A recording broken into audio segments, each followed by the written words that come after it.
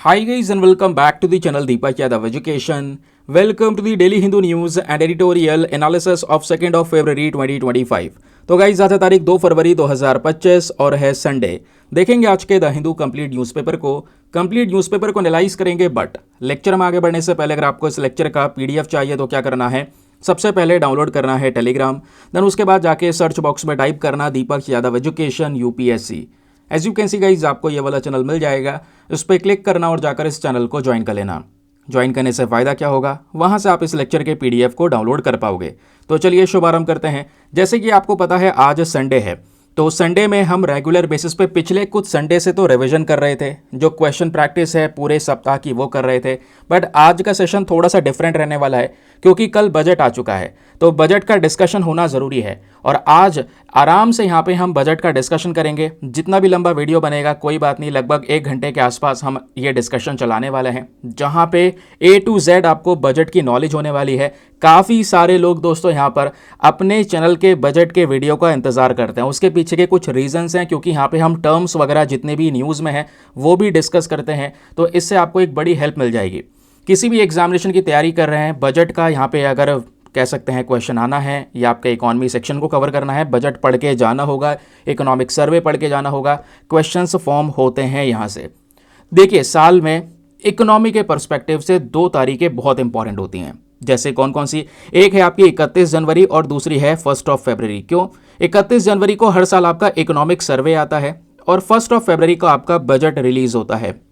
तो अभी 31 जनवरी निकल चुकी है, इकोनॉमिक सर्वे आ चुका है, डिस्कशन भी हमने कर लिया है। डिस्कशन कल हुआ है, कल वाला वीडियो आप देख सकते हैं, जहाँ पे पूरा इकोनॉमिक सर्वे मैंने डिटेल से कवर किया हुआ है।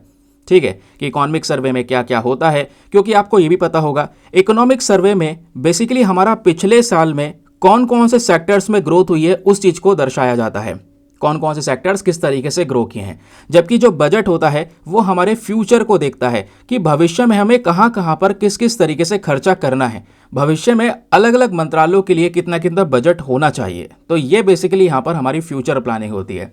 अब ओवरऑल अगर हम इस टर्म को थोड़ा और देखें, बजट हर कोई प्रिपेयर करता है। बजट मतलब होता है प्लानिंग करना। अब चाहे वो कह सकते हो आप हो, मैं हूँ, हम सब यहाँ पर बजट तैयार करते हैं, लेकिन जो हम तैयार करते हैं वो स्मॉल स्केल पे होता है। जब गवर्नमेंट तैयार करती है तो वो लार्ज स्केल यानी कि नेशनल लेवल पर यहाँ पे बजट को रेडी किया जाता है। जैसे फॉर एग्जांपल मान लो यहाँ पर एक परिवार है, उसमें एक व्यक्ति है जो कि वर्क कर रहा है और उसकी सैलरी है 50,000 रुपया। तो वो यहाँ पर उस 50,000 रुपये में से ये देखता है कि कितना कितना खर्चा होना है, उसको मैनेज करता है, उसकी प्लानिंग करता है। बच्चों की फ़ीस है, ठीक है, उसके अलावा यहाँ पर घर के खर्चे हैं जिसमें इलेक्ट्रिसिटी बिल है ना, और भी ऐसे वेरियस बहुत सारे एक्सपेंसेस आ जाते हैं। तो उन सबको उसने देखा, उसने बोला इतना पैसा यहाँ पे खर्च करना है, इतना पैसा यहाँ पे जाएगा, इतना पैसा यहाँ पे जाएगा, इतना पैसा यहाँ पे जाएगा, लास्ट में बची इतनी यहाँ पर उसकी सेविंग्स हो जाएगी। तो वो क्या कर रहा है, वो उसने अपना बजट ही तो बनाया है कि भविष्य में उसको इतनी सैलरी मिलेगी और इतने इतने खर्चा यहाँ पे हो जाएगा। तो ऐसे यहाँ पे गवर्नमेंट करती है, वो भी नेशनल स्केल पे, बड़े लेवल पर, कि इतना जो बजट है वो डिफेंस के लिए है, इतना बजट हेल्थ केयर के लिए है, इतना बजट यहाँ पर देश के अंदर एजुकेशन सेक्टर के लिए है। तो इस तरीके से यहाँ पर ये हो गया हमारा बजट का पूरा कह सकते हैं मीनिंग। नाउ अब आते हैं बिल्कुल और बेसिक्स के ऊपर में। जब भी आप बजट पढ़ते हैं बिल्कुल बेसिक से चल के चलना कि भाई यहाँ पर कोई भी क्वेश्चन आया आप आराम से रेडी हैं, और हर एक चीज़ की नॉलेज होनी भी चाहिए। क्वेश्चन ये भी बन सकता है, ये जो वर्ड है बजट, ये कहाँ से ओरिजिनेट हुआ? दोस्तों बजट वर्ड आया कहाँ से? क्या ये इंडियन वर्ड है? देखिए ये जो वर्ड है ये फ्रांस से, फ्रेंच वर्ड है जिसका नाम है बोगेट, वहाँ से ये वर्ड को लिया गया है। अच्छा, बोगेट का मतलब होता है एक लेदर का ब्रीफ केस। ऐसा क्यों? क्योंकि एक समय था जब भारत के अंदर बजट को पार्लियामेंट में प्रस्तुत करते थे तो इसी लेदर के ब्रीफ केस में प्रस्तुत किया जाता था। ठीक है, लेकिन अब यहाँ पर उसको चेंज कर दिया गया है। आपको पता है 2021 के अंदर में बही खाता में फिर उसको हम लोग इंट्रोड्यूस करने लगे, अभी वो भी हम डिस्कस करेंगे। तो याद रखिएगा ये वर्ड बजट कहाँ से आया? बोगेट से। बोगेट का मतलब होता है लेदर का ब्रीफ केस। और ये जो लेदर का ब्रीफ केस है, इसका जो ओरिजिनल ब्रीफ केस हुआ करता था वो बेसिकली ग्लैडस्टोन बैग था, जिसको ब्रिटिश बजट में यूज़ किया जाता था। और भारत का जो बजट है वो इसी ग्लैडस्टोन बैग की कॉपी को इस्तेमाल करता था। उसी कॉपी वाले बैग के अंदर ही हम अपने बजट को प्रस्तुत किया करते थे। ठीक है, तो ये वर्ड कहाँ से आया? और ये जो हमने कॉपी किया है वो ग्लैडस्टोन बैग से किया था, ये सब याद रखना है। ये पूरा का पूरा कॉलोनियल रिचुअल था, अंग्रेजों की देन थी, क्योंकि वो भी इसी तरीके से बजट को प्रेजेंट किया करते थे और वही देन हमको देके चले गए। हम भी यहाँ पर उसी तरीके से ब्रीफ केस में बजट को लगातार प्रेजेंट किया करते थे, ठीक है। लेकिन अब क्या हुआ, 2019 और 2020 का जो यूनियन बजट आया, इस दौरान निर्मला सीतारमण जी जो हमारी फाइनेंस मिनिस्टर हैं, इन्होंने ये जो कॉलोनियल लेगेसी थी, ये अंग्रेजों की देन जो थी यहाँ पर कि लेदर के ब्रीफकेस में बजट को प्रेजेंट करेंगे, इस वाले कॉन्सेप्ट को खत्म कर दिया गया। खत्म करके नया बही खाता प्रोड्यूस किया गया। ये आप देख पाएंगे, ये है वो बही खाता, ये आपको दिख रहा होगा। इसके अंदर बजट के पेपर्स हैं, उसी के थ्रू यहाँ पर स्पीच दी जाती है पार्लियामेंट के अंदर। ये बात क्लियर हो गई। तो ये शुरुआत 2019 और 20 में हुई थी बही खाता की। मैंने शायद अभी 2021 बोल दिया था। तो 2021 बेसिकली वो पर्टिकुलर ईयर था जिस दौरान यूनियन बजट पेपरलेस दोस्तों हुआ था। याद रखिए, पहली बार यहां पर इस तरीके से पेपरलेस बजट को प्रेजेंट किया गया था, जहां पे कोई पेपर्स ही नहीं थे हमारे पास में, ठीक है। फिर इंतरिम यूनियन बजट 2024 वाला, ये भी डिजिटल फॉर्मेट में प्रेजेंट होगा ऐसा बताया जा रहा था। ये इंतरिम बजट है। इंतरिम बजट बेसिकली आपको पता है लास्ट ईयर प्रोड्यूस हुआ था। लास्ट ईयर 2 बजट आए थे, क्योंकि जिस साल लोकसभा के इलेक्शन होते हैं उस साल 2 बजट आते हैं, ठीक है। ये आपको पता होगा। जो रियल बजट है वो जुलाई में आया था, 23 जुलाई को, जिसका डिस्कशन हमने 24 जुलाई में किया था। अब बजट का वो समय खत्म हो गया, अब नया बजट आना था। तो बेसिकली 1 फरवरी यानी कल नया बजट आ चुका है, ठीक है, याद रखिएगा। तो ये बेसिक चीज़ें क्लियर हो गई। वर्ड कहाँ से आया, बही खाता कैसे शुरू हुआ। अब एक बात और याद रखिए, भारत का सबसे पहला बजट कब आया, ये 2 पार्ट्स में पढ़ना होगा। एक तो बेसिकली देश की आज़ादी के बाद, यानी 1947 में देश आज़ाद हुआ। 1947 के बाद इंडिपेंडेंट इंडिया का सबसे पहला बजट कब आया, ये पता होना चाहिए। और देश की आज़ादी से पहले वो कौन थे जिन्होंने सबसे पहला बजट इंट्रोड्यूस किया था, उनके बारे में पता होना चाहिए। तो जब 1947 की बात करते हैं तो भारत के पहले फाइनेंस मिनिस्टर, जिनका नाम है आर.के. शनमुगम शेट्टी, इन्होंने दोस्तों यहाँ पर इस तरीके से लेदर के बैग में ये पहला बजट प्रेजेंट किया था इंडिपेंडेंट इंडिया का, जो अब हमारा देश आज़ाद हो गया था। आज़ादी के बाद पहला बजट इस तरीके से यहाँ पर प्रेजेंट हुआ। बजट के जितने भी डॉक्यूमेंट्स होते हैं, ये यूनियन बजट मोबाइल एप्लीकेशन पे अवेलेबल होते हैं, चाहो तो आप डाउनलोड करो, वहाँ से डिटेल्स को कवर कर सकते हैं। नाउ अब एक और टर्म आता है, कॉन्स्टिट्यूशन के अंदर में बजट कहाँ पे डिफाइन किया गया है। अगर आप लोगों से मान लो कोई पूछ ले कि बताओ भाई ये जो वर्ड है बजट, ये संविधान में कहाँ पे लिखा है, बताओ जल्दी से, तो क्या ये वर्ड संविधान में लिखा है? कहीं भी नहीं लिखा। ये जो वर्ड है बजट, ये संविधान में कहीं भी नहीं है, नोट कर लेना। हमारे भारतीय संविधान के अंदर आर्टिकल 112 के अंदर में इस बजट को तो डिफाइन नहीं किया, ये टर्म बजट नहीं है, लेकिन बजट की जगह एक नया वर्ड यूज किया गया है, वो है annual financial statement of the government, ठीक है। बजट को ही हम एनुअल फाइनेंशियल स्टेटमेंट के नाम से जानते हैं, जिसमें यहाँ पे गवर्नमेंट के जो खर्चे हैं आने वाले समय पर, जो कमाई है, उन सब चीज़ों को एक्सप्लेन किया जाता है। तो कहने का मतलब है बजट के बारे में संविधान में है, लेकिन ये वर्ड बजट नहीं है, उसकी जगह annual financial statement of the government है। अब देखिए, जब ये बजट को तैयार किया जाता है तो पार्लियामेंट में 6 स्टेजेस के थ्रू ये बजट गुजरता है। सबसे पहले बजट का प्रेजेंटेशन होगा, उसके ऊपर जनरल डिस्कशन होगा, देन जो डिपार्टमेंटल कमिटीज़ होती हैं वो उसके ऊपर में थोड़ा और चर्चाएं करती हैं, है ना। फिर जो voting on demands for grants है ये होगा, फिर अप्रोप्रिएशन बिल पास किया जाएगा, फिर यहाँ पर फिनांस बिल पास होगा। तो इन 6 स्टेजेस से गुजरने के बाद में बजट तैयार होता है। तो पार्लियामेंट में 6 स्टेजेस से, इन 6 स्टेजेस से गुजरता है, याद रखिएगा। अब क्वेश्चन यह है, बजट को तैयार करता कौन है।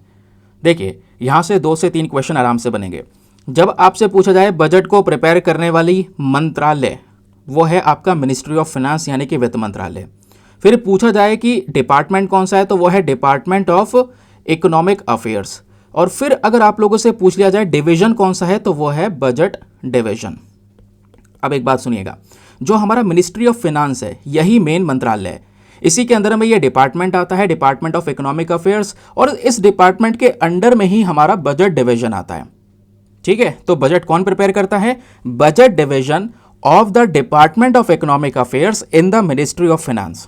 इस मंत्रालय के अंदर, इस डिपार्टमेंट के अंदर ये बजट डिवीजन जो है ये नोडल बॉडी है, जिसकी मेन काम होता है इस बजट को प्रिपेयर करना। बाकी आप ये जान ही चुके हैं, पहला इंडिपेंडेंट इंडिया का बजट सन 1947 1947 में आया, यानी देश की आज़ादी के बाद। और देश की आज़ादी से पहले भारत का बजट, जो फर्स्ट एवर बजट है इंडिया का, वो कब अनाउंस किया गया था? तो 7 अप्रैल 1860 में वो अनाउंस किया गया था, प्री इंडिपेंडेंट इंडिया का। और इसको प्रेजेंट करने वाले व्यक्ति थे James Wilson, east India company के यहाँ पर ये व्यक्ति हुआ करते थे। ठीक है, फिर आप लोगों से एक बहुत ही सिंपल सा क्वेश्चन बन जाए, बजट कौन प्रेजेंट करता है, कौन लेकर आता है? आप कहोगे मिनिस्ट्री ऑफ फाइनेंस। बहुत सिंपल सा सवाल है। फिर आप लोगों से पूछा जाए, क्या इतिहास में कभी फिनांस मिनिस्ट्री के अलावा, यानी जो हमारे वित्त मंत्री होते हैं उसके अलावा, कोई दूसरा मंत्री है जिसने यहाँ पर बजट को प्रेजेंट किया हो? हाँ, इतिहास में 2-4 बार ऐसी चीज़ें हुई हैं, याद रखिए। एक बार जवाहरलाल नेहरू, दूसरी बार यहाँ पर इंदिरा गांधी और तीसरी बार राजीव गांधी जी।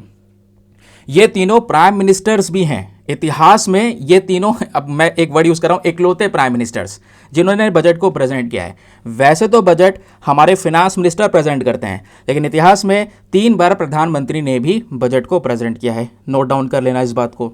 आगे की बात सुनते हैं। फिर क्वेश्चन ये आता है, सबसे ज़्यादा बार बजट किसने प्रेजेंट किया है? तो अभी तक ये रिकॉर्ड मोरारजी देसाई जी के नाम पर है। इन्होंने 10 बार यूनियन बजट को प्रेजेंट किया है। निर्मला सीतारमण जी भी 8 बार यूनियन बजट को प्रेजेंट कर चुकी हैं। अभी मान लो यहाँ पर सरकार आगे चलने वाली है और नेक्स्ट ईयर फिनांस मिनिस्टर, उसके बाद फिनांस मिनिस्टर ये बनी रहती हैं, तो हो सकता है यहाँ पर मोरारजी देसाई जी का जो ये रिकॉर्ड है ये ब्रेक हो जाए। बट करंट समय पर अभी यहाँ पर ये रिकॉर्ड इनके नाम है, याद रखिएगा। फिर आपको ये भी पता होगा, जब बजट प्रिपेयर होता है, कोई अकेला फिनांस मिनिस्टर निर्मला सीतारमण जी तो बैठ के बना नहीं रहे, इनके साथ साथ और भी मिनिस्टर्स प्रेजेंट होते हैं जो सब मिलकर यहाँ पे बजट को तैयार करते हैं। तैयार करने के बाद में बजट फिर छपने के लिए जाता है, प्रिंटिंग के लिए जाता है। जैसे ही तैयार हो जाता है, फिर हलवा सेरेमनी होती है। इस तरीके से बड़ी सी कढ़ाई में हलवा बनाया जाता है, फिर फिनांस मिनिस्टर परोसती हैं। ठीक है, सबका एंजॉयमेंट चलता है क्योंकि बजट तैयार हो गया, प्रिंटिंग के लिए गया है।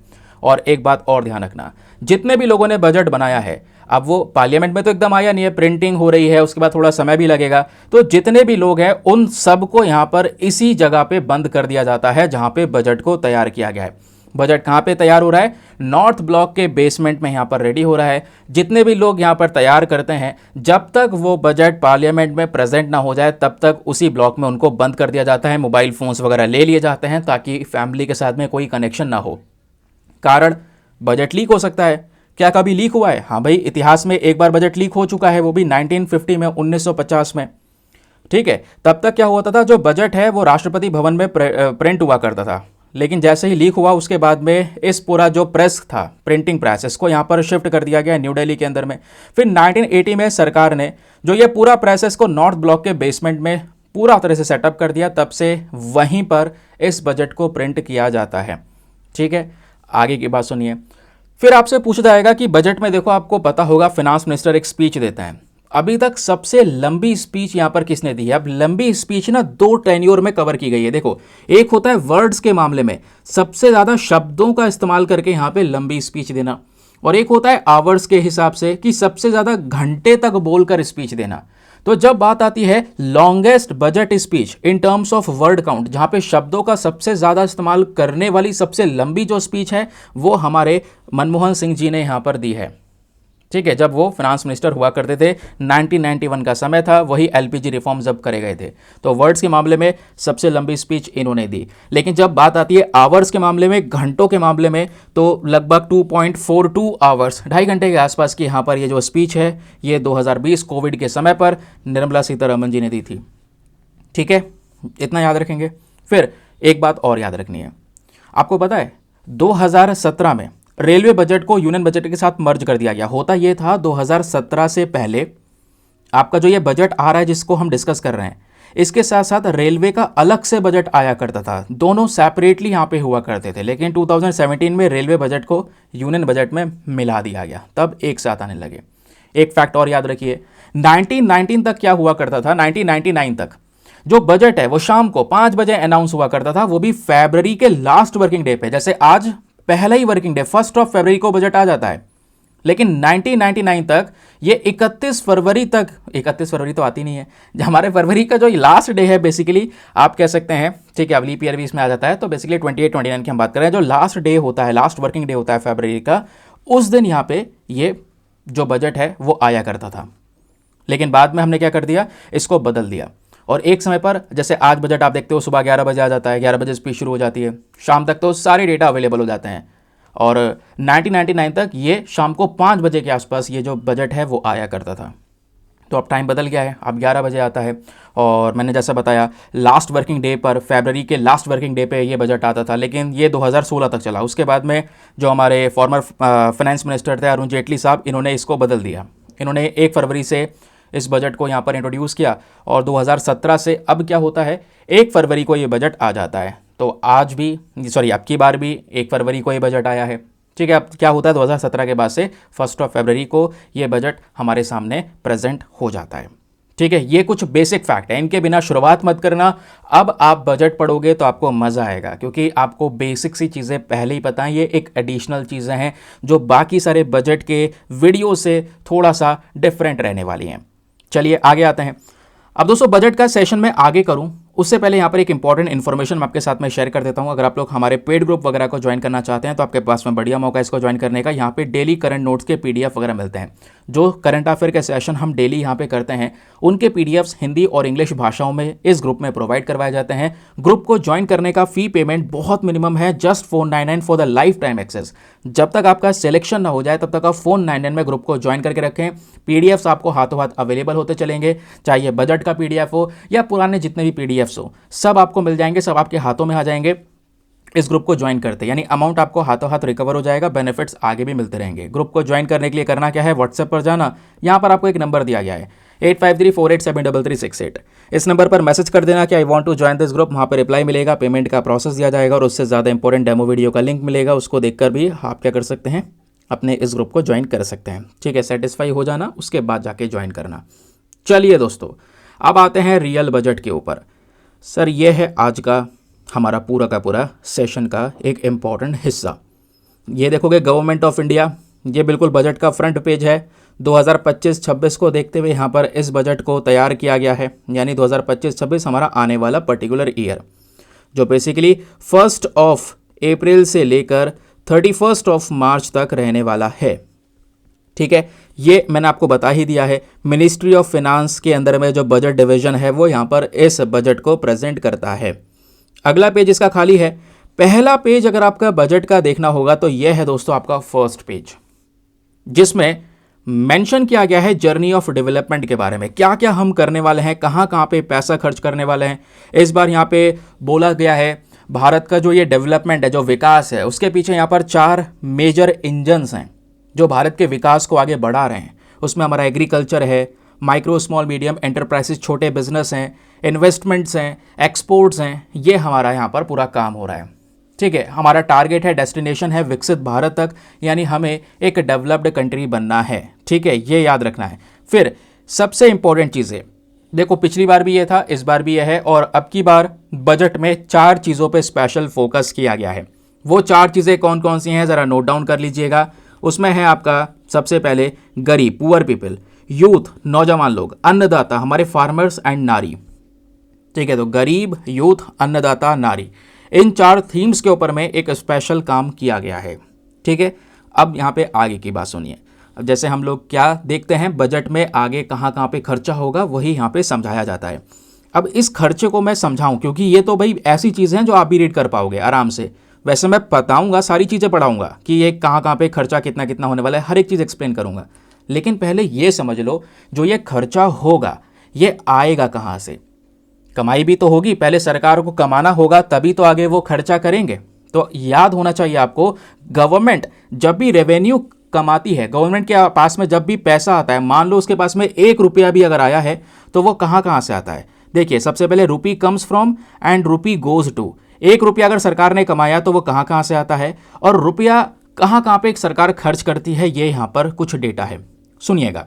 अगर गवर्नमेंट में मान लो 1 रुपया भी कहीं से कमाया है तो उसमें से लगभग 22% कह सकते हैं इनकम टैक्स से सरकार की कमाई होती है, 24% यहाँ पे बोरोइंग से होती है या दूसरे लाइबिलिटीज से होती है, 9% नॉन टैक्स रिसीट से होती है। ठीक है, tax revenue, non tax revenue आप पढ़ते हैं ना, जैसे इनकम टैक्स वगैरह है, जीएसटी और दूसरे टैक्सेस से 18% रेवेन्यू होती है, एक्साइज ड्यूटी से 5%, और जो कंपनीज के ऊपर टैक्स लगता है कॉर्पोरेशन टैक्स, उससे 17%। लेकिन इन सब में सबसे ज़्यादा सरकार जो पैसा आता है सरकार के पास में जो कमाती है वो कहाँ से आता है, बोरो करके, उधार लेते हैं, 24% के आसपास। उसके बाद जो दूसरा सबसे ज़्यादा यहाँ पर पैसा आ रहा है वो इनकम टैक्स से आता है। तीसरा फिर सबसे ज़्यादा जीएसटी से आता है। चौथा सबसे ज़्यादा फिर कंपनीज के ऊपर जो टैक्स लगाया जाता है कॉर्पोरेशन टैक्स, उससे आता है।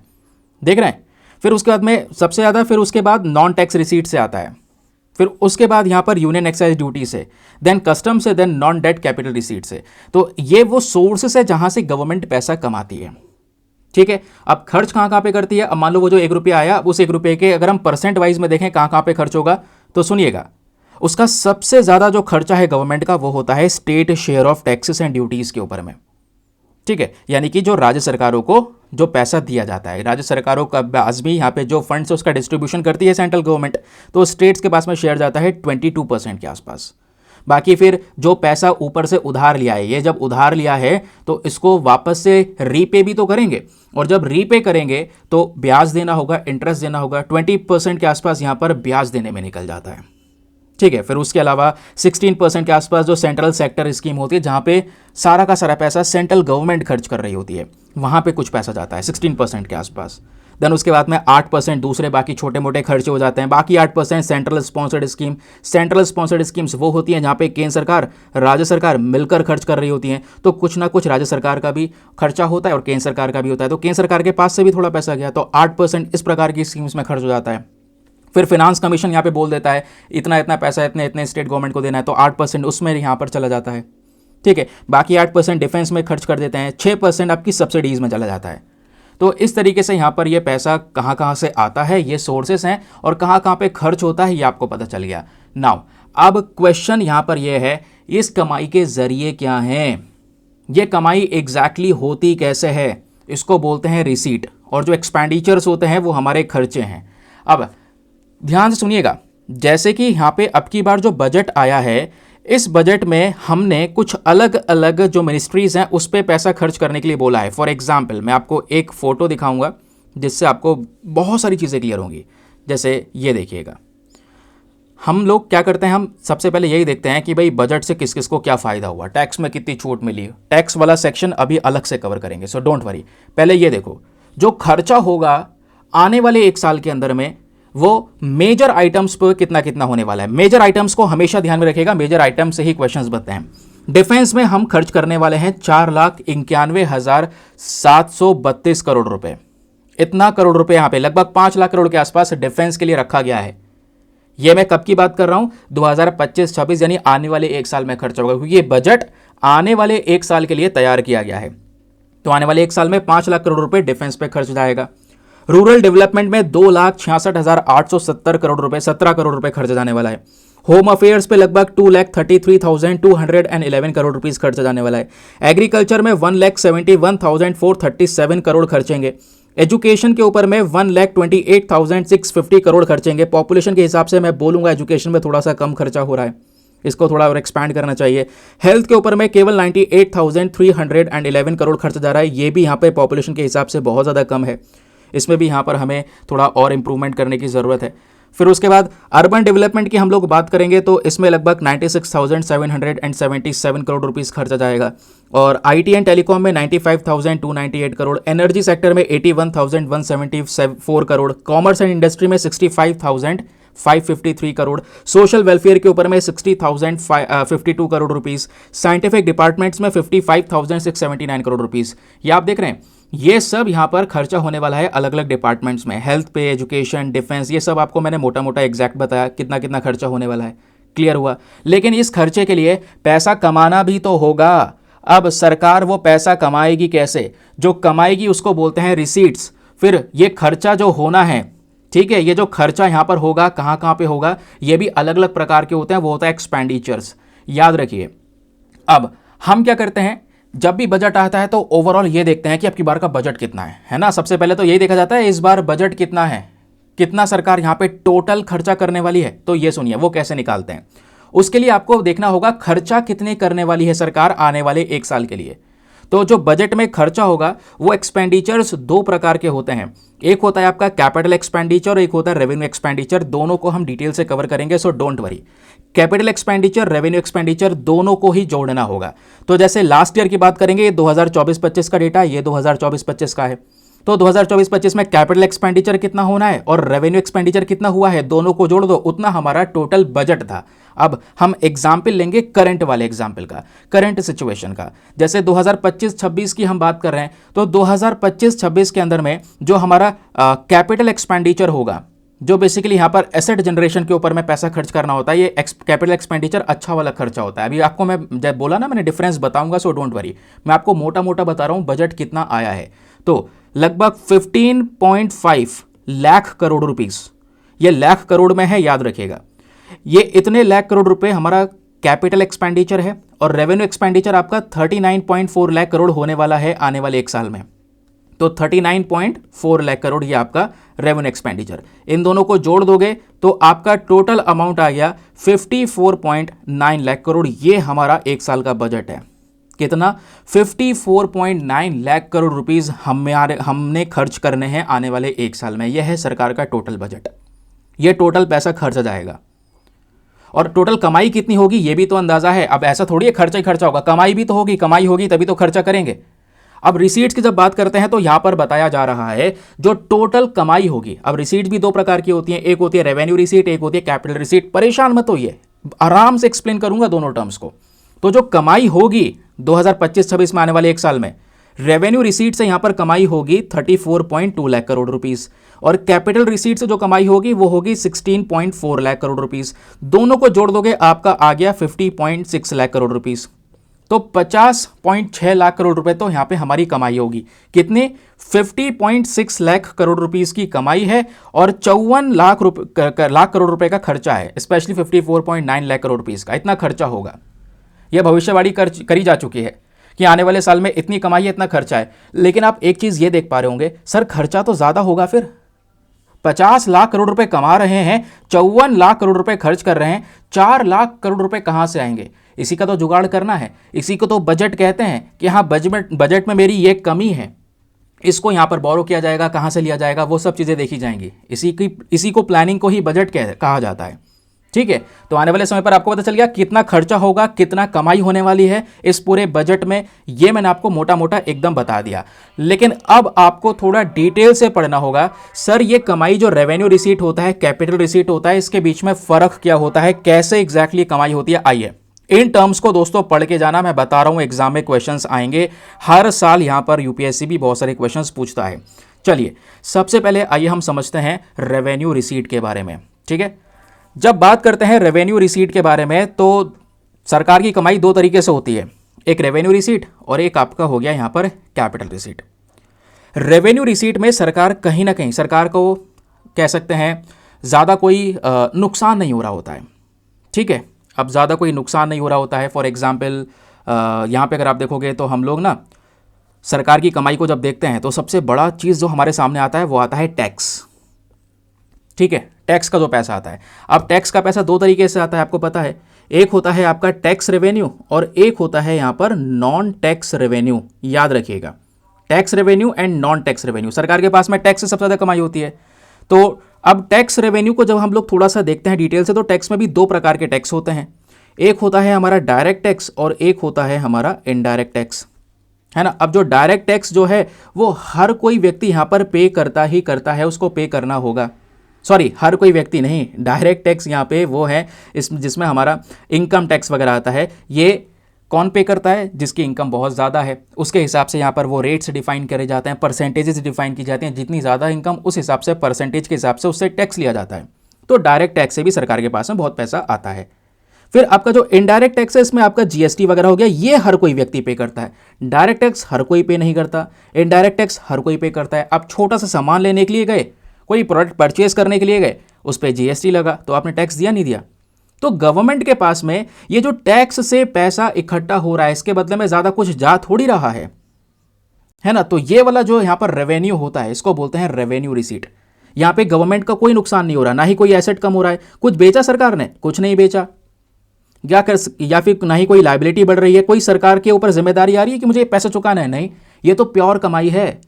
याद रखिएगा, रेवेन्यू रिसीट मींस प्योर कमाई, जो सरकार को अब कोई टेंशन नहीं है, पैसा आना ही आना है। तो इसमें यहाँ पे टैक्स रेवेन्यू है जिसमें डायरेक्ट टैक्स और इनडायरेक्ट टैक्स से पैसा सरकार के पास में आता है।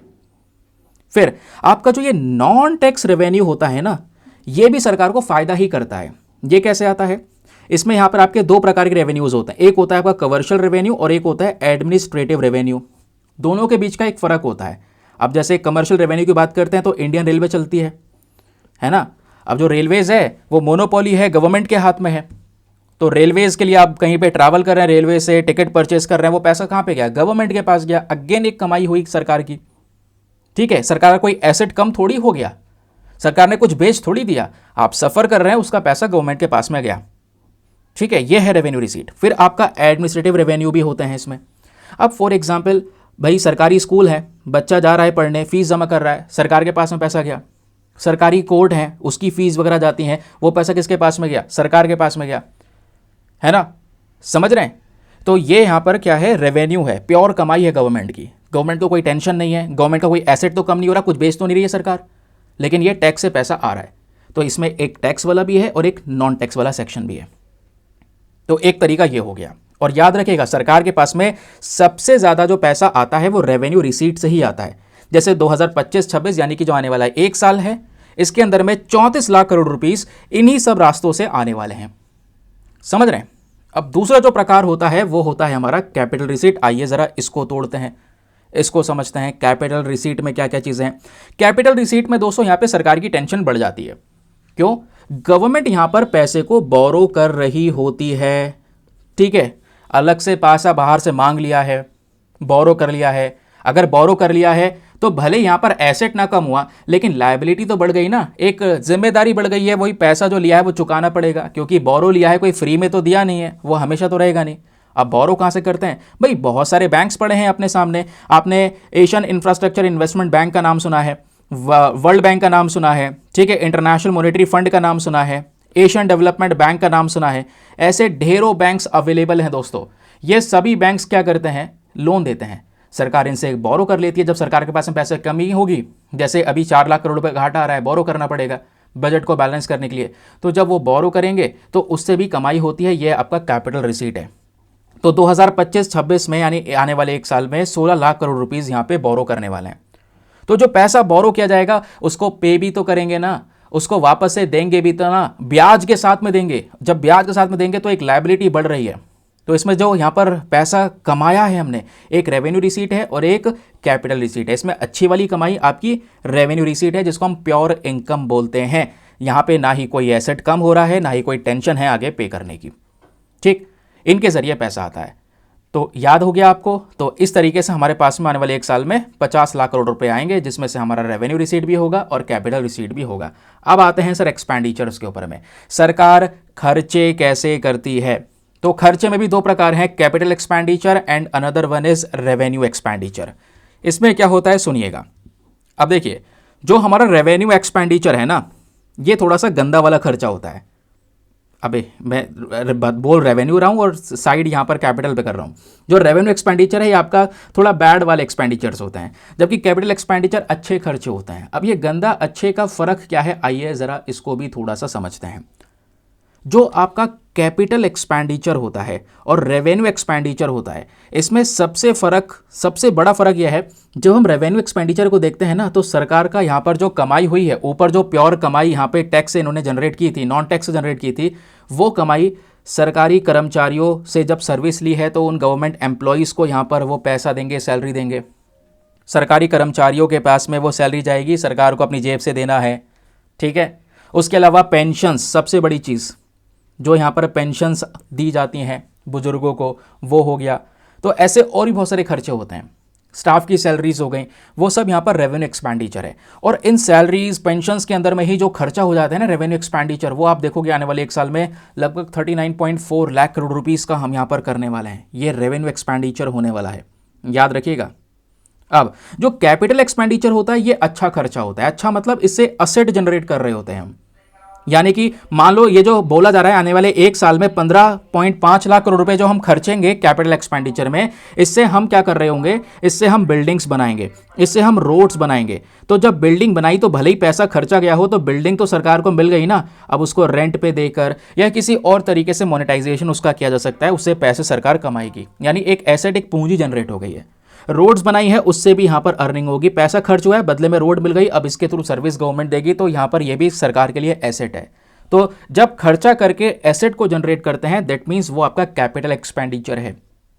ठीक है, तो कैपिटल एक्सपेंडिचर रेवेन्यू एक्सपेंडिचर दोनों को मिला देंगे तो आने वाले नेक्स्ट एक ईयर में खर्चा होगा हमारा 54.9 lakh crore rupees. I hope आपको ये दोनों के दोनों टर्म्स बहुत बेसिक तरीके से समझ में आ चुके हैं। तो ये कमाई है, ये खर्चा है और यही हमारा जैसा का तैसा बजट है सामने। तो ये जो खर्चे होंगे कहाँ कहाँ पे होने वाले हैं ये मैं आपको दिखा ही चुका हूँ। मेजर जो मिनिस्ट्रीज़ हैं, मेजर आइटम्स के ऊपर में इतना इतना पैसा खर्चा होगा और वो पैसा आएगा कहाँ से वो आपको समझ में आ गया है इस पर्टिकुलर रिसीट वाले सेक्शन में। ठीक है, खर्चा कैसे होगा कहाँ होगा वो भी आपको समझ में आ गया है। ठीक है, चलिए अब थोड़ा सा और विस्तार से बात करते हैं। ये तो हमने देख लिया कि भाई मोटा मोटा बजट के अंदर में क्या टर्म्स हैं और कैसे यहाँ पर इस चीज़ में देखने को मिलेगा। अब आते हैं कि एग्जैक्ट छोटे छोटे लेवल पर कहाँ कहाँ पे खर्चा होने वाला है। हम बात कर रहे हैं विकसित भारत की, जिसमें हम एक डेवलपमेंट के ऊपर में एक स्पेशल फोकस करने वाले हैं। फिर उसके बाद में इस बजट में बोला जा रहा है अब आने वाले साल में और क्या करेंगे हम लोग, तो याद रखिएगा प्रधानमंत्री धन धान्य कृषि योजना, इस योजना के तहत जो एग्री डिस्ट्रिक्ट प्रोग्राम है उसको डेवलप करेंगे, जिसमें 100 डिस्ट्रिक्ट्स को कवर किया जाएगा और 100 डिस्ट्रिक्ट को कवर करने के साथ साथ 1.7 करोड़ फार्मर्स की हम मदद करने वाले हैं। मिशन फॉर कॉटन प्रोडक्टिविटी, कपास के ऊपर में 5 साल का आने वाले समय पर एक मिशन रखा गया है जहां पे कॉटन फार्मिंग को और बढ़ाया दिया जाएगा।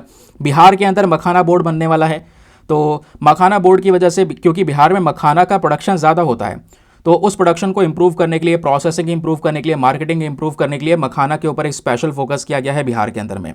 फिर national mission on high yield seeds को यहाँ पर डेवलप करने वाले हैं, जहाँ पे हमारा मेन पर्पस है अच्छी क्वालिटी की सीड्स, जो बीज होती हैं जिससे फसल उगाते हैं उसको प्रोड्यूस करना, ऐसी फसलों को प्रोड्यूस करना जो सूखे में भी तेज़ी से ग्रो हो सकें। उसके अलावा यहाँ पे क्रेडिट, ये जो पैसों का सपोर्ट है वो प्रोवाइड करवाना किसान क्रेडिट स्कीम के तहत।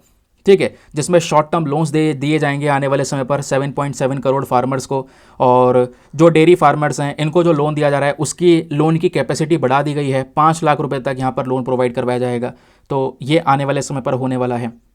फिर उसके बाद आत्मनिर्भर इन पल्सेस के ऊपर फोकस किया गया है। 6 साल का मिशन लॉन्च किया है जहाँ पे एक स्पेशल फोकस तूर, उड़द और मसूर की दाल पे होने वाला है।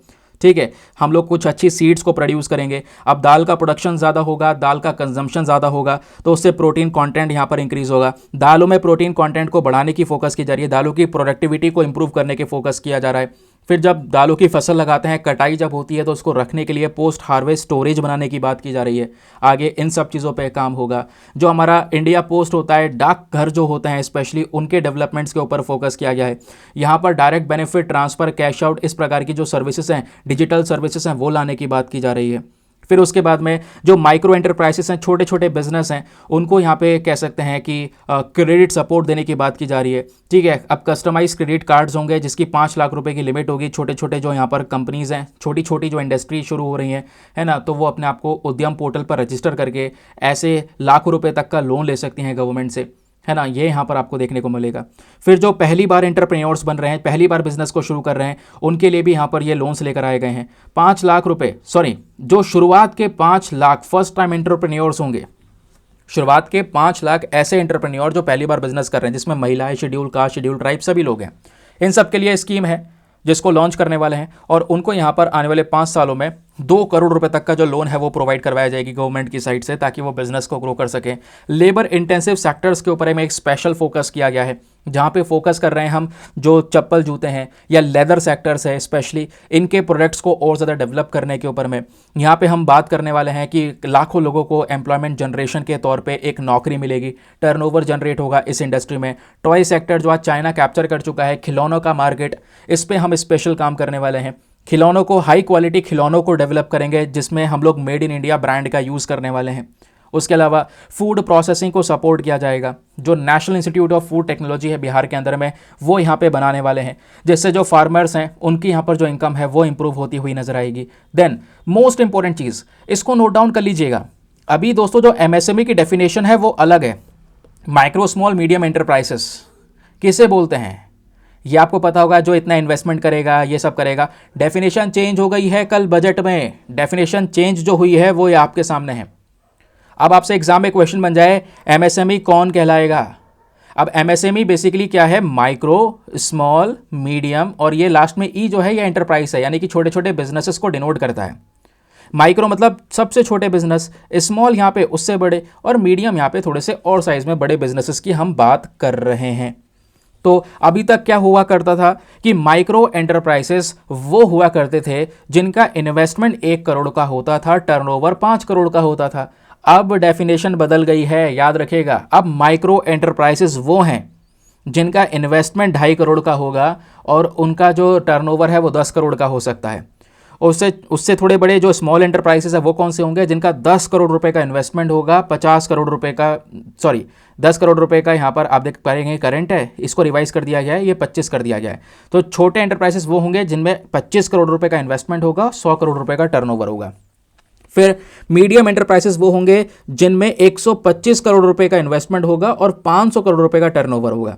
अभी तक ये डेफिनेशन इस हिसाब से चलती थी, इन दोनों के हिसाब से, अब रिवाइज कर दी गई है, अब इन हिसाब से, इन डेटा के हिसाब से चलेगी, याद रखिएगा। ठीक, चलिए आगे आते हैं। फिर और क्या बात की गई है, हम लोग पीपल, इकोनॉमी, इनोवेशंस के अंदर में इन्वेस्टमेंट करेंगे, जिसमें बात हो रही है सक्षम आंगनवाड़ी एंड पोषण 2.0, पोषण को यहाँ पर इंप्रूव करने की बात हो रही है। आईआईटी के अंदर में कैपेसिटी को इंक्रीज किया जाएगा, डे केयर कैंसर सेंटर्स बनाए जाएंगे, है ना, हमारे डिस्ट्रिक्ट हॉस्पिटल्स के अंदर में। फिर उसके अलावा डिजिटल फॉर्म में इंडियन लैंग्वेज बुक्स यहाँ पे प्रोवाइड करवाई जाएंगी स्कूल्स और हायर एजुकेशन सेक्टर के अंदर में। National centre for excellence of for skilling को यहाँ पर सेटअप करने वाले हैं। अटल टिंकरिंग लैब, ऐसी 50,000 लैब्स बनाई जाने वाली हैं गवर्नमेंट स्कूल्स के अंदर में आने वाले 5 सालों के अंदर में। Centre of excellence in artificial intelligence for education, ये सेंटर क्रिएट किया जाएगा 500 करोड़ रुपए फंड के साथ में। फिर ब्रॉडबैंड कनेक्टिविटी यानी इंटरनेट की कनेक्टिविटी प्रोवाइड करवाएंगे हम अपने सरकारी स्कूल्स और प्राइमरी हेल्थ केयर सेंटर्स में, स्पेशली गाँव वाले क्षेत्रों में जहाँ पे केवल अभी 50% तक ही कवरेज हो पाता है, इसको बढ़ाने की बात की जा रही है। मेडिकल एजुकेशन को एक्सपैंड करने के ऊपर में फोकस किया गया है, जहाँ पे 10,000 एडिशनल सीट्स लेकर आएंगे, और जो गोल है हमारा वो है 75,000 सीट्स को ये मेडिकल सीट्स के तौर पे ऐड करना आने वाले 5 सालों के अंदर में। पीएम स्वनिधि स्कीम के तहत हम काम करने वाले हैं, जो लोन्स हैं वो बैंक से यहाँ पर थोड़े और इम्प्रूव करे जाने वाले हैं।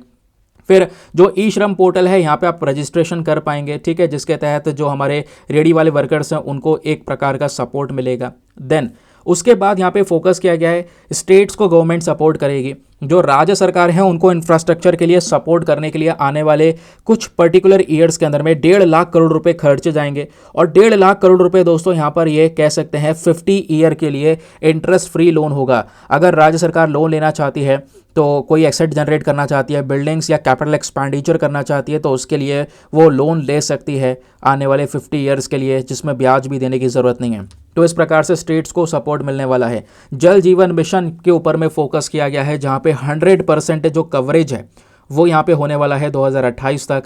फिर पावर सेक्टर के अंदर रिफॉर्म्स करने की बात की गई है। स्टेट्स को अगर कोई रिफॉर्म करने है पावर सेक्टर में, तो अपने जीडीपी के हिसाब से 0.5% के आसपास बोरोइंग कर सकती हैं, गवर्नमेंट से पैसा ले सकती हैं।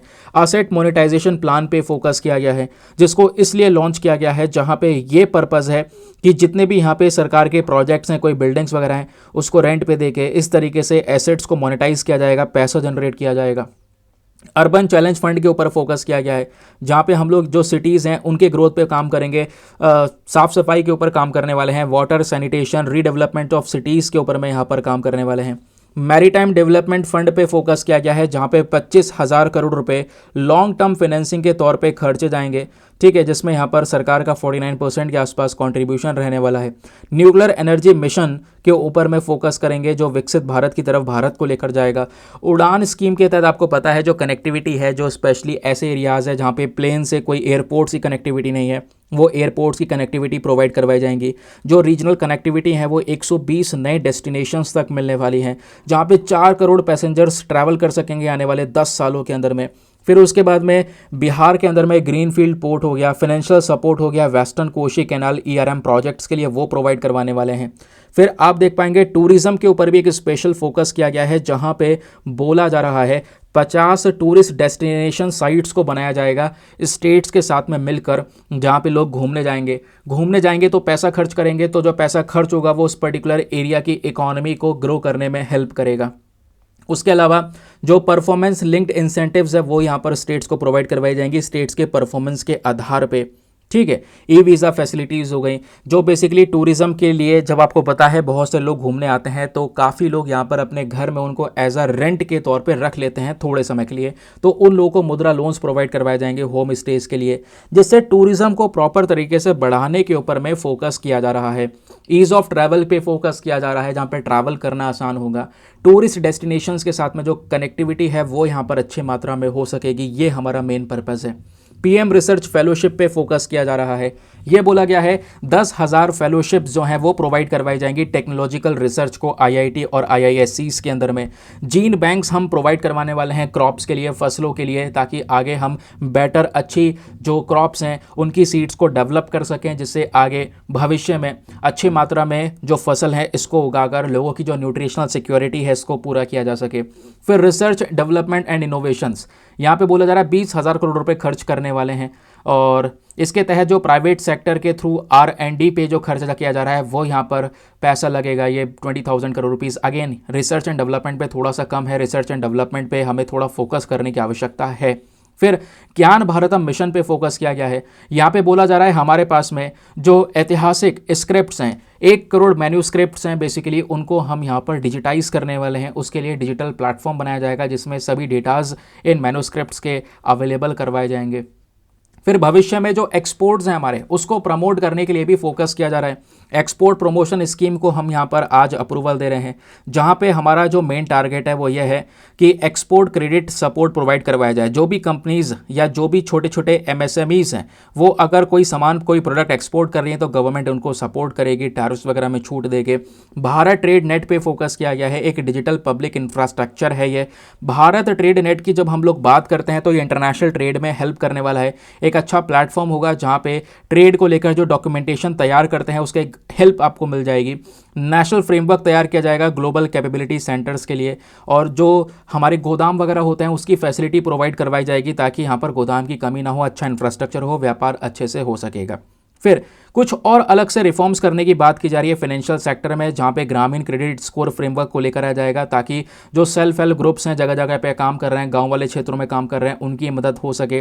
केवाईसी के अंदर में कुछ चेंजेस आने वाले हैं। केवाईसी नो योर कस्टमर करके जो रजिस्ट्री होती है 2025 के अंदर, इसके अंदर रिवैम्प्स किए जाएंगे, कुछ बदलाव करे जाएंगे, है ना। फिर FDI की जो लिमिट है फॉर इंश्योरेंस सेक्टर वो यहाँ पर बढ़ाने वाले हैं। इंश्योरेंस वाले सेक्टर में बाहर से जो निवेश आता है वो अभी 74% है, इसको बढ़ाकर 100% कर दिया जाएगा।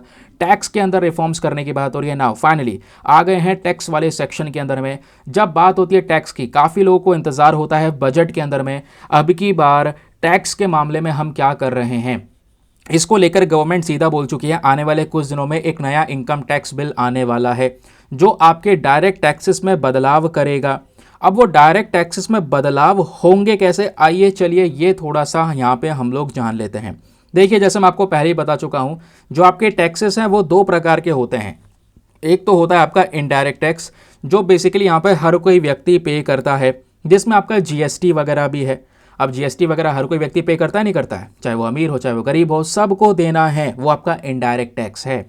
तो इनडायरेक्ट टैक्स में कुछ छूट दी गई हैं, कुछ स्पेसिफिक प्रपोजल्स लाए गए हैं। जैसे मेक इन इंडिया पे हम फोकस कर रहे हैं, जिसके तहत जो ओपन सेल होता है ना, जिससे यहाँ पर LED, LCD, TV इन सब चीज़ों में ज़रूरत होती है, उस पर छूट दी जा रही है। लिथियम आयन बैटरीज जो मोबाइल फ़ोन्स के लिए तैयार होती हैं, इलेक्ट्रिक व्हीकल्स के लिए तैयार होती हैं, उस पर छूट दी जा रही है, तो इस पर टैक्स के ऊपर छूट है। दूसरा यहाँ पे ये बोला जा रहा है कि जो इनपुट्स होंगे ड्यूटी फ्री, बेसिकली जो हैंडीक्राफ्ट्स और लेदर सेक्टर्स होने वाले हैं, इस पे यहाँ पर टैक्स की छूट मिलेगी। फिर ऐसी टैक्स की छूट यहाँ पे एडिशनली बहुत सारे आइटम्स पर दी गई है। फॉर एग्जांपल जैसे यहाँ पर 36 लाइफ सेविंग ड्रग्स हैं, कुछ ऐसी दवाइयाँ हैं जो इंसान का जीवन बचा सकती हैं। ये मेडिसिन रेयर डिजीज़ के लिए हैं, कुछ ऐसी बीमारियाँ जो बहुत रेयरली फैलती हैं, कैंसर के लिए हैं या कोई और क्रॉनिक डिजीज़ के लिए हैं। तो ऐसी अगर बीमारियाँ फैल रही हैं तो ऐसी बीमारियों के लिए 36 दवाइयाँ ऐसी हैं जिसके ऊपर में टैक्स नहीं लगेगा, उसको इस लिस्ट से एग्जैम्प्ट कर दिया गया है। 6 मेडिसिन ऐसी हैं जिस पर केवल 5% ड्यूटी लगाने वाले हैं। 37 मेडिसिन और 13 नए पेशेंट असिस्टेंट प्रोग्राम चलाए जाएंगे, जिसको अगेन यहाँ पर इस टैक्स की लिस्ट से बाहर निकाल रखा है, तो इनके ऊपर में टैक्सेस नहीं लगाए जाएंगे। तो टैक्स में यहाँ पर छूट मिली है, टैक्स पे रिलीफ मिला है। Now come on to the main portion which is direct tax proposal. ये क्या है, हम ये देख पा रहे हैं कि अब की बार जो फिनेंस मिनिस्टर हैं इनको यहाँ पर थोड़ा सा कोई कुछ नहीं कह रहा है। रीज़न ये है क्योंकि जो यहाँ पर टैक्स का पूरा सिस्टम था दोस्तों, इसके अंदर में कुछ छूट दी गई है और कुछ रिलीफ मिला है। और वो रिलीफ किस प्रकार से मिला है आइए मैं आपको बताता हूँ। जैसे अभी तक यहाँ पर टैक्स का स्ट्रक्चर अगर आप देखते थे तो 7 लाख रुपए से अगर आपकी ऊपर कमाई है तो उसके ऊपर में टैक्स लगना शुरू हो जाता था। ठीक है, अब जैसे मैं आपको थोड़ा सा ना पुराना वाला स्ट्रक्चर ड्रॉ करके बता देता हूँ, तभी आपको समझ में आएगा। अभी तक यानी कि 2024 से 25 के बीच में क्या हुआ करता था, अभी हम 24-25 यानी पूरे पिछले साल की बात कर रहे हैं, जो बेसिकली अभी 31 मार्च को ख़त्म होगा। तो अगर मान लो यहाँ पर आपकी इनकम है 7 लाख रुपए या 7 लाख रुपए से ऊपर, तो आपके ऊपर टैक्स लगता था। फॉर एग्जाम्पल मान लो आपकी इनकम है 3 लाख रुपए, तो 3 लाख रुपए पे कोई टैक्स नहीं लगता था। अब आपकी इनकम है मान लो 3 से 6 लाख रुपए, तो भी यहाँ पर कोई टैक्स नहीं लगता था। अब 6 लाख से आपकी इनकम 9 लाख अगर हो जाती है, 9 लाख से यहाँ पर आपकी इनकम 12 लाख हो जाती है, या 12 लाख से आपकी इनकम 15 लाख हो जाती है, या 15 लाख से आपकी इनकम बाकी जितना भी यहाँ पर आगे का अमाउंट हो वो हो जाता है, तब टैक्स लगना शुरू होता है। कहने का मतलब है 7 लाख रुपए तक अगर आप कमा रहे थे अभी तक तो कोई उस पर इनकम टैक्स नहीं लगता था। लेकिन अब क्या गया दोस्तों, 7 लाख रुपए के ऊपर मान लो अब 8 लाख रुपए कमा रहे हैं आप, अब इस 6 से 9 लाख रुपए वाली कैटेगरी में आ रहे हैं तो टैक्स लगना शुरू होगा। लेकिन टैक्स कैसे लगेगा, पीछे से लगना शुरू होगा। अगर आप भले ही 7 लाख रुपए से ऊपर मान लो 10 लाख रुपए कमा रहे हैं और 10 लाख रुपए कमाते ही आपके शुरुआत के जो 0 से 3 लाख रुपए उस पर तो कोई टैक्स नहीं लगेगा, लेकिन जो आपने 3 से 6 लाख रुपए कमाए हैं उस पर 5% टैक्स लगेगा, और 6 से 9 लाख रुपए कमाए हैं वो उस पर 10% टैक्स लगेगा, और 9 के बाद क्योंकि आपने 10 लाख रुपए कमाए बाकी का जो बचा 1 लाख रुपए है उस पर 15% नहीं 15,000 रुपए सरकार टैक्स ले लेती थी।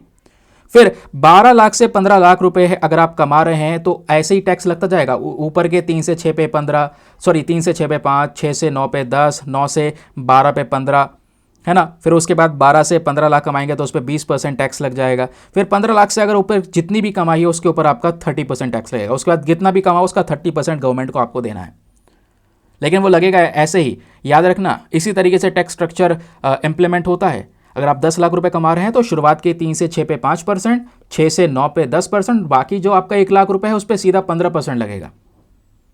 समझ रहे हैं? तो ऐसे यहाँ पर स्ट्रक्चर्स काम करते हैं। ये अभी तक डेटा हुआ करता था, नाउ ये डेटा चेंज हो चुका है क्योंकि गवर्नमेंट ने इस डायरेक्ट टैक्स के अंदर में कुछ चेंजेस कर दिए हैं। ना वो चेंजेस हैं क्या, हमारे सामने ये हैं प्रेजेंट।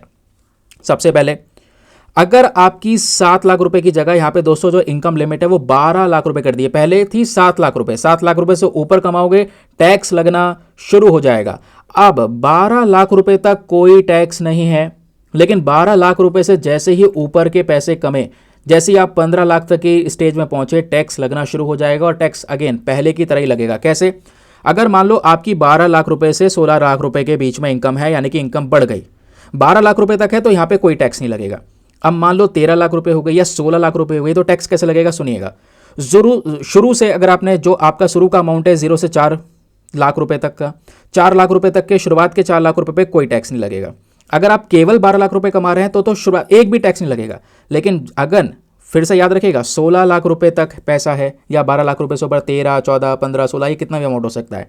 अगर 12 से पार निकल गया है, वैसे इसमें कुछ सब स्टैंडर्ड भी कट होता है 75,000 का, तो 12,75,000 रुपए तक वैसे कोई टैक्स नहीं लगेगा। लेकिन 12,75,000 रुपए से ऊपर की कमाई अगर आप कर लेते हैं 14, 15, 16 लाख तो टैक्स कैसे लगेगा।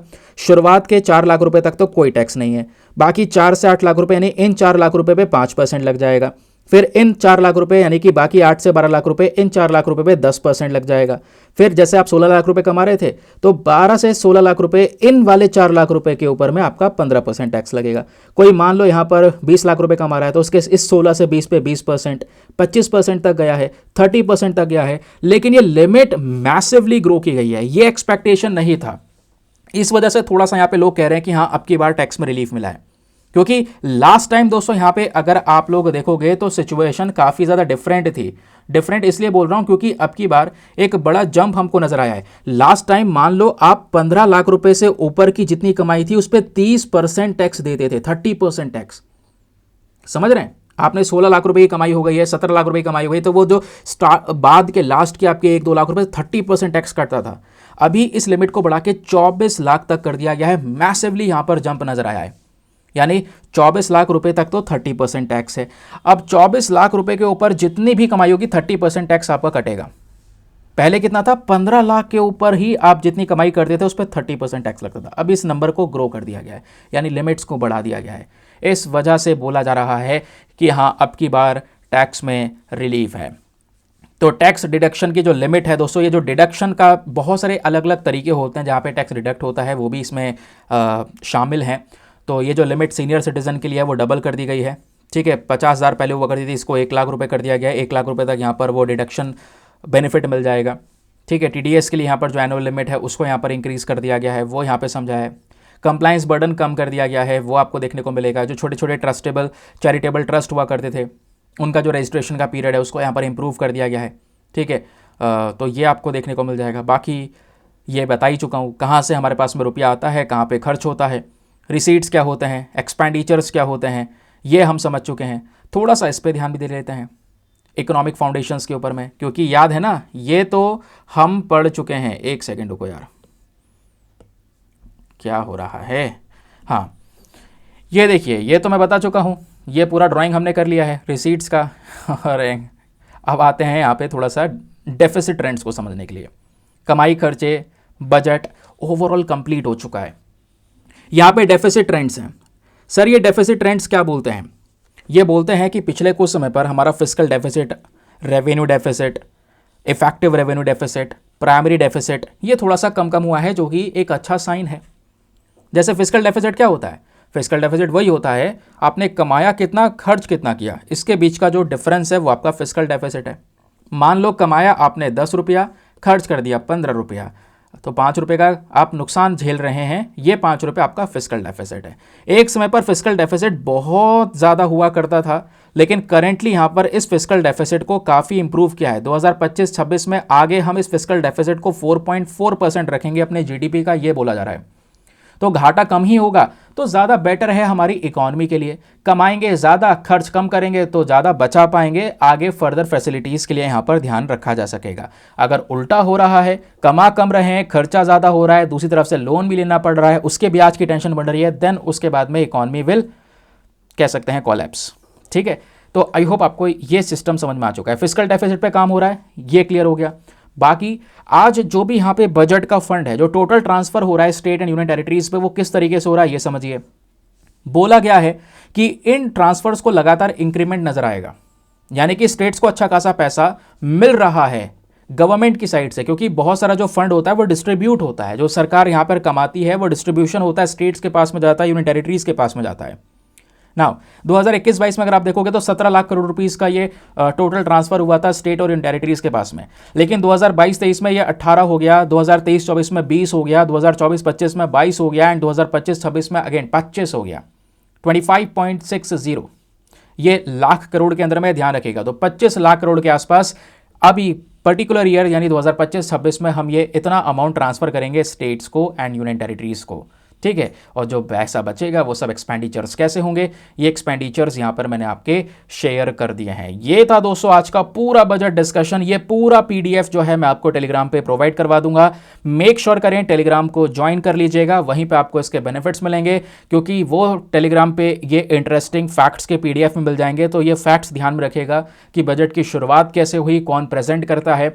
Now A to Z coverage आपके सामने ये प्रेजेंट है। चलिए फिर सेशन की अब यहाँ पर अंतिम बारी वो है, चाहो तो आप पेड ग्रुप को ज्वाइन कर सकते हैं। जो भी डिटेल्स है दोस्तों यहाँ पर वो आपको मैं ऑलरेडी बता चुका हूँ बीच में, उन डिटेल्स को यहाँ पर आप लोग देख लीजिएगा एक बार। हाँ, लास्ट में जाते थे एक बार और बता देता हूँ, वो यह है सबसे पहली महिला कौन सी हैं जिन्होंने बजट को प्रेजेंट किया था, वो थी यहाँ पर Indira Gandhi ji. Indira Gandhi ji was the first women finance minister जिन्होंने बजट को प्रेजेंट किया था। 28 फरवरी 1970 के यहाँ पर ये बात है। ठीक है, बाकी facts already we have already discussed. चलिए मिलते हैं आप लोगों से नेक्स्ट वीडियो में, और कल मिलेंगे धमाकेदार सेशन के साथ में। आज के लिए bye bye, have a nice day, thank you and जय हिंद। मेक श्योर करें अपने नोट्स प्रिपेयर करके चलें, क्योंकि डेटा अगर आप थोड़ा लिख के रखेंगे दोस्तों आपको बहुत मदद होगी, बहुत हेल्प मिलेगी। Bye bye.